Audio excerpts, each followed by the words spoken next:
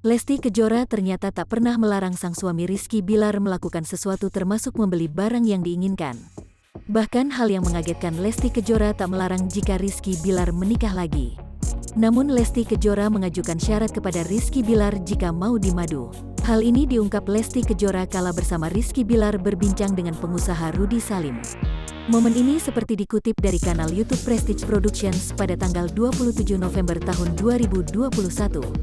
Awalnya, Rudy Salim membahas soal Rizky Bilar yang kerap mewujudkan keinginan sang istri. Begitu pula sebaliknya.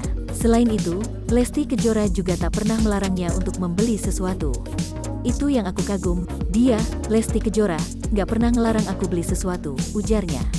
Rupanya, hal tersebut dilakukan Lesti Kejora untuk menghargai Rizky Bilar yang sudah bekerja keras untuk mencari nafkah. Mendengar apa yang dikatakan Rizky Bilar, Rudy Salim tergelitik untuk menanyakan suatu hal.